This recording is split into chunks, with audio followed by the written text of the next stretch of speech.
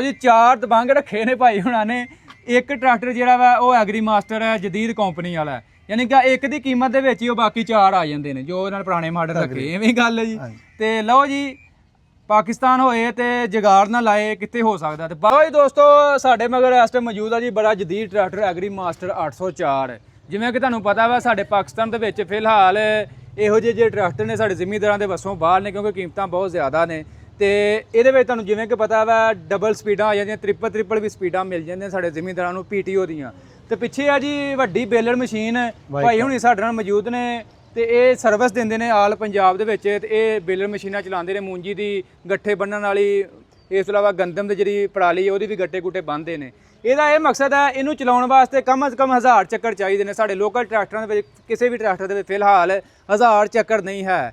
ਤੇ ਇਹ ਮੈਂ ਦੇਖਿਆ ਹੀ ਤੇ ਮੈਂ ਕਿਹਾ ਨਿਊ ਹਾਲੈਂਡ ਦਬੰਗ ਦੇ ਮਗਰ ਵੀ ਇਹ ਭਾਈਜਾਨ ਇਹ ਵੱਡੀ ਇਸੇ ਸਾਈਜ਼ ਦੀ ਜਿਹੜੀ ਆ ਬੇਲਰ ਮਸ਼ੀਨ ਚਲਾ ਰਹੇ ਨੇ। ਇਹ ਭਾਈ ਉਹਨਾਂ ਨੂੰ ਪੁੱਛਦੇ ਆ ਕਿ ਇਹ ਕਿਵੇਂ ਇਹਦੇ ਮਗਰ ਚਲਾਈ ਜਾਂਦੇ ਨੇ। ਆਹ ਕਰੋੜ ਰੁਪਏ ਦਾ ਟਰੈਕਟਰ ਹੈ, ਉਹ 35 ਲੱਖ ਰੁਪਏ ਦਾ 36 ਲੱਖ ਰੁਪਏ ਦਾ ਨਵਾਂ ਵਾ, ਪੁਰਾਣੀ ਹਾਲਤ ਦੇ ਵਿੱਚ ਤਕਰੀਬਨ 20-22 ਲੱਖ ਰੁਪਏ ਦੇ ਵਿੱਚ ਹੋਣਾ।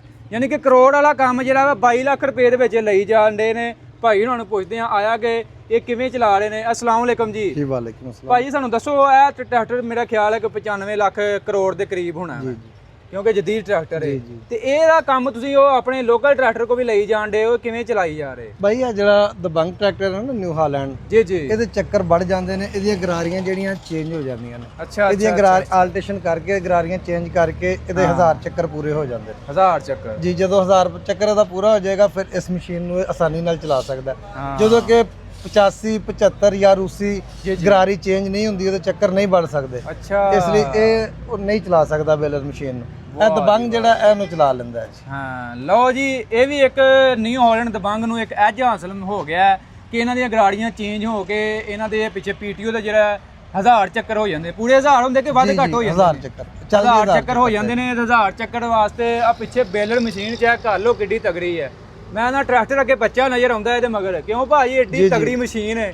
ਤੇ ਆ ਟਰੈਕਟਰ ਮੇਰਾ ਖਿਆਲ ਕੋਈ 17 18 ਮਾਡਲ ਹੋਣਾ, ਪੁਰਾਣਾ ਮਾਡਲ ਟਰੈਕਟਰ ਹੈ ਜੀ। ਇਹ 22 ਮਾਡਲ ਇਹਦੇ ਮਗਰ ਭਾਈ ਚਲਾਈ ਜਾਂਦੇ ਨੇ। ਤੇ ਮੈਂ ਕਿਹਾ ਬੜੀ ਹੈਰਾਨਗੀ ਵਾਲੀ ਗੱਲ ਹੈ। ਬਾਕੀ ਇਹ ਭਾਈ ਹੁਣ ਇਹਨਾਂ ਸਰਵਿਸ ਦਿੰਦੇ ਨੇ ਬੇਲਰ ਮਸ਼ੀਨਾਂ ਦੇ ਪਿੱਛੇ ਗੱਟੇ ਗੁੱਟੇ ਬਣਾਉਣੇ ਹੋਣ ਕਿਸੇ ਨੇ। ਆ ਹੁਣ ਅੱਜ ਕੱਲ ਤੁਹਾਨੂੰ ਪਤਾ ਗੰਦਮ ਦੀ ਕਟਾਈ ਹੋਈ ਹੈ ਤੇ ਨਾੜ ਨੂੜ ਆਪਣਾ ਸੇਲ ਕਰਕੇ ਗੱਟੇ ਬਣਾ ਕੇ ਇਹ ਲੈ ਜਾਂਦੇ ਹੁੰਦੇ ਨੇ। ਜ਼ਿਮੀਂਦਾਰ ਨੂੰ ਜੋ ਨਾੜ ਦਾ ਰੇਟ ਹੁੰਦਾ ਉਹ ਦੇ ਜਾਂਦੇ ਨੇ। ਜੀ ਜੀ। ਅੱਛਾ ਭਾਈ ਆਪਣਾ ਦੱਸੋ, ਆਪਣਾ ਰਾਬਤਾ ਨੰਬਰ ਦੇ ਦਿਓ ਅਗਰ ਕੋਈ ਦੋਸਤ ਤੁਹਾਨੂੰ ਮੰਗਵਾਉਣਾ ਚਾਹੇ ਆਪਣੇ ਇਲਾਕੇ ਸਾਡਾ ਰਾਬਤਾ ਨੰਬਰ 0307 4376 926।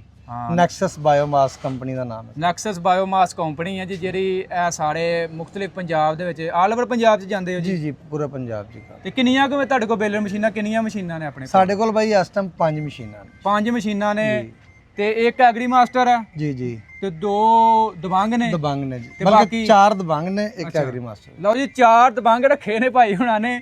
ਇੱਕ ਟਰੈਕਟਰ ਜਿਹੜਾ ਵਾ ਉਹ ਐਗਰੀ ਮਾਸਟਰ ਹੈ ਜਦੀਦ ਕੰਪਨੀ ਵਾਲਾ ਹੈ, ਯਾਨੀ ਕਿ ਇੱਕ ਦੀ ਕੀਮਤ ਦੇ ਵਿੱਚ ਹੀ ਉਹ ਬਾਕੀ 4 ਆ ਜਾਂਦੇ ਨੇ ਜੋ ਇਹਨਾਂ ਨੇ ਪੁਰਾਣੇ ਮਾਡਲ ਰੱਖੇ। ਇਵੇਂ ਗੱਲ ਹੈ ਜੀ। ਤੇ ਲਓ ਜੀ ਪਾਕਿਸਤਾਨ ਹੋਏ ਤੇ ਜਗਾੜ ਨਾ ਲਾਏ ਕਿੱਥੇ ਹੋ ਸਕਦਾ। ਤੇ ਬਾਕੀ ਅਗਰ ਕੋਈ ਜ਼ਿਮੀਂਦਾਰ ਇਹਨਾਂ ਕੋਲ ਸਰਵਿਸ ਲੈਣਾ ਚਾਹ ਰਿਹਾ, ਮਾਹੌਲ ਦੀ ਲੂਦਗੀ ਤੋਂ ਬਚਾਉਣਾ ਚਾਹ ਰਿਹਾ, ਤੇ ਉਹ ਇਹਨਾਂ ਨਾਲ ਰਾਬਤਾ ਕਰਕੇ ਦੁਬਾਰਾ ਇੱਕ ਦਫਾ ਰਾਬਤਾ ਨੰਬਰ ਸ਼ੇਅਰ ਕਰ ਦਿਓ। 0307 4376 926। ਲਓ ਜੀ ਇਸ ਨੰਬਰ ਤੇ ਰਾਬਤਾ ਕਰਕੇ ਤੁਸੀਂ ਇਹਨਾਂ ਕੋਲ ਸਰਵਿਸ ਹਾਸਲ ਕਰ ਸਕਦੇ ਹੋ ਜੀ। ਓਕੇ।